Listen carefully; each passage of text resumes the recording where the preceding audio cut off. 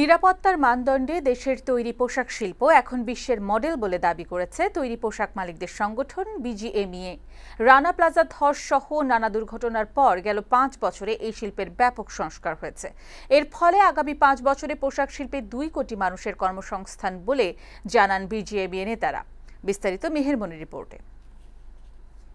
সাভারের রানা প্লাজা ধস ছিল দেশের শিল্প খাতে সবচেয়ে বড় দুর্ঘটনা, যাতে প্রাণ যায় 1138 জন শ্রমিকের আর আহত হয় প্রায় 2000 শ্রমিক।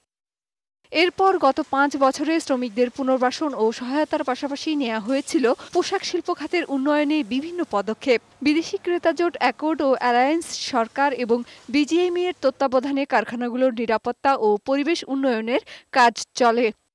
তৈরি পোশাক শিল্পের বর্তমান অবস্থা তুলে ধরতে আয়োজিত ওই সংবাদ সম্মেলনে বিজিএমইএর সভাপতি জানান, তাদের সদস্য কারখানাগুলো এখন শতভাগ নিরাপদ।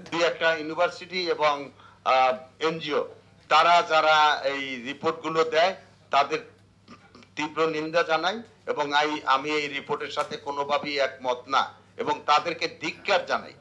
এই সংস্কারের ফলে গ্রিন কারখানার সংখ্যা যেমন বাড়ছে, তেমনি বিদেশি ক্রেতাদের আস্থাও বাড়ছে বাংলাদেশের ওপর।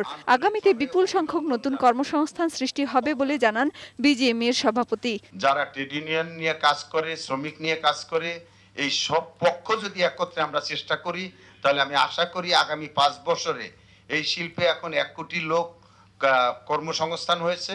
আমি মনে করি যে এটা 2 কোটি লোক হওয়াও কোনো অসম্ভব কিছু না।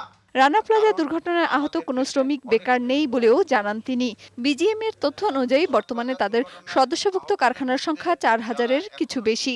তবে এর বাইরেও 1000-2 কারখানা থাকতে পারে বলে সংশ্লিষ্টদের ধারণা।